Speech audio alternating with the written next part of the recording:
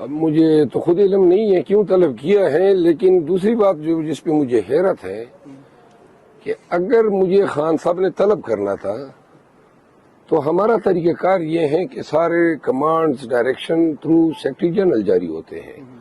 Secretary general مجھے phone کر دیتا. یہ پورے پاکستان کو پریس ریلیز کے ذریعے اطلاع دینے کی کیا ضرورت تھی؟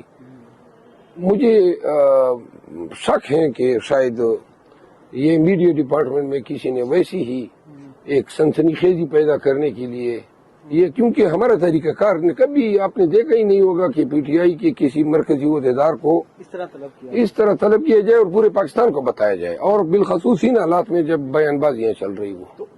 مروت صاحب کیا وجہ ہو سکتی ہے، کیوں اتنا آپ کو اس وقت ٹارگیٹ کیا جا رہا ہے with in P T I? آپ کو کیا لگتا ہے اس کی بنیادی وجہ کیا ہو سکتی ہے؟ اور وہ بھی اس اسٹیج پہ، اس کروشل مرحلے پہ؟ دیکھیں، میں آپ کو گزارش کر دوں اور آپ لوگ ذرا ویڈیوز دکھائیں نا. یہ وہ تمام وہ لوگ ہیں جنہوں نے بلا وجہ خواہ مخواہ میرے خلاف بیانات داغے ہیں اور نان ایشوز پہ کوئی غلطی بتائیں، کوئی قصور بتائیں. یہ جی رؤوف حسن کہتا ہے نہیں ملتا ہے. بھائی تم بابے کہاں تمہیں پتا ہے؟ یہ بیرسٹر گور صاحب کی موجودگی میں، علی ظفر کی موجودگی میں، پنجوتا صاحب اور یہ جو ہمارے دیگر وکلاء صاحبان ہیں، خصوصاً عمیر نیازی کی موجودگی میں ہفتے میں 2 دفعہ تو ہماری ملاقات ہوتی ہے. تو لہٰذا اس بابے کی یہ اس بات سے کوئی تک بنتی ہے. اچھا ایک منٹ جی، تو کس کے کہنے پہ آپ لیڈ کر رہے تھے؟ حامد خان صاحب نے تو کہا کہ وہ اپنی طرف سے گئے ہیں. حامد خان نہیں اس طرح کے. حامد خان وہ یہ ذہنی بیمار لوگ ہیں، سمجھ گئے نا. عمر بانی ممبران میں شامل بانی خان صاحب کے کافی قریب ہے. وہ کیا ہے؟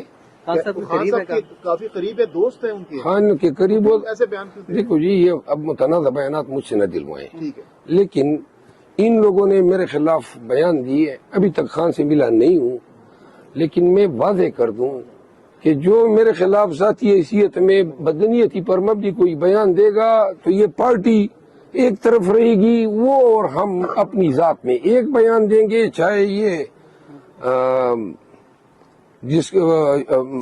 یہ حامد خان ہو اور یا دوسرا رؤوف حسن ہو، ایک بیان دیں گے. میں وعدہ کرتا ہوں کہ 10 بیان ان کے منہ پہ ماروں گا. اچھا شیر افضل مروت صاحب نے عمران خان سے یہی اختلافات کے بارے میں سوال کیا کل، تو خان صاحب نے کہا ایسا کوئی اختلاف نہیں ہے. انہوں نے آپ کو فرنٹ فیس کرا دیا. انہوں نے کہا کہ شیر افضل مروت دبنگ آدمی ہے، لیکن چھوٹی موٹی باتیں پارٹی میں چلتی رہتی ہے. اس پہ کیا کہیں؟ دیکھیے، میری استدعا ہے، میں تم کو کہتا ہوں نا، آپ لوگ خود سوچیں. حامد خان اور ان سب نے پہلے کوشش کی کہ مجھے کیسوں سے سائیڈ لائن کریں. روزانہ ادھر میں کیسوں میں پیش ہوتا تھا. میں نے کہا ناراضگیاں بڑھتی ہیں، میں نے کیسز ایک کے بعد دیگر ان کو چھوڑ دیے کہ چلیں جی آپ لوگ خوش ہو جائیں. سنیں نا یار، ایک جواب تو مکمل کر لو. میں کنونشنوں میں لگ گیا، جلسوں جلوسوں میں لگ گیا.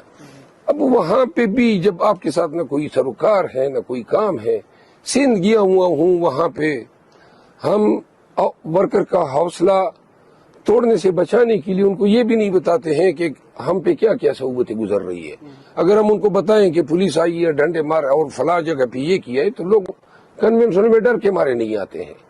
جدھر بھی جاتے تھے، جہاں پہ ہم نے جلسہ کرنا ہوتا تھا، پولیس نے تالے لگائے ہوتے تھے، سیل کیا ہوتا تھا. میں جن حالات میں سندھ میں نے کنونشن کی ہے، اور آج صبح میں 6 بجے کی فلائٹ سے روانہ ہوا ہوں اور پھر فوراً یہ یونیفارم پہن کے ابھی میں نے خان صاحب کے پاس بھی جانا ہے. لہذا بڑے دیگر گوں، بڑے ہی ہاسٹائل حالات میں ہم پارٹی کو اٹھا رہے ہیں. سندھ میں آپ کو حیرت ہوگی کہ سندھی یا سندھ کے لوگ اور کراچی کے لوگ جس جذبے سے اٹھے ہیں.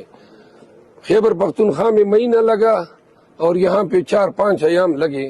انشاءاللہ ایک دفعہ پھر جاؤں گا سندھ، جو علاقے رہ گئے ہیں وہاں پہ بھی کنونشن کریں گے اور مزار قائد میں